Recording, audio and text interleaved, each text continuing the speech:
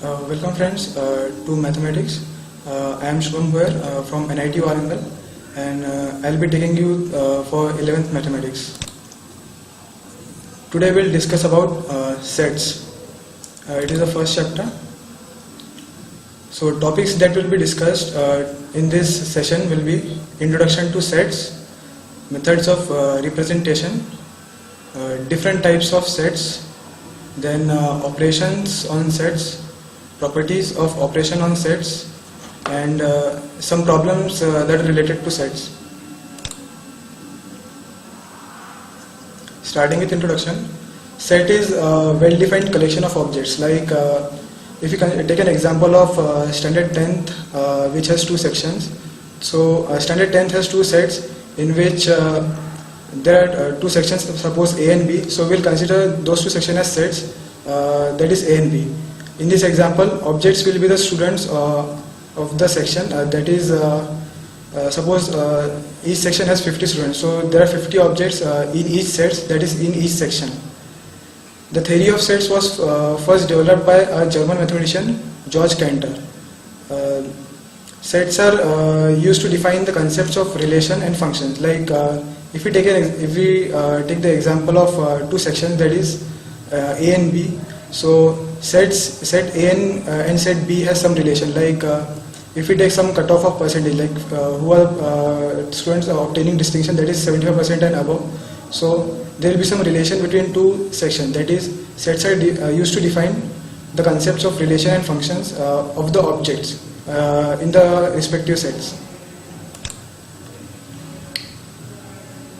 Now we'll see many sets that are used in mathematics. Like the sets of all natural numbers is denoted by capital N. The sets of all integers is denoted by capital Z. The set of all rational numbers is denoted by Q, that is capital Q. The set of all real numbers is denoted by capital R. Z plus will be for all positive integers. Q plus will be for all positive rational numbers. Same as Q minus will be for all positive, for all negative rational numbers. R plus will be for all set of positive real numbers. R minus will be for all set of negative real numbers. Now moving on to method of representation. There are two methods of representation. First one is roster or tabular form, and second one is set builder method. In first method, that is roster or tabular form, we write the elements of the set as in one line or in one table, we call it. Example, here set of all numbers that can divide 27 is 1, 3, 9 and 27. We can also write it as 3, 1, 27, 9. Since order doesn't matter, what matters is all elements are listed in a row or a tabular form. So the definition for roster form is the elements of a set that are listed, separated by commas, and which are covered by curly brackets. These are the sign what we call as a braces or curly brackets. Moving on to next method of representation, that is set builder form. Here all the elements of a set possess a single common property which is not possessed by any element outside the set.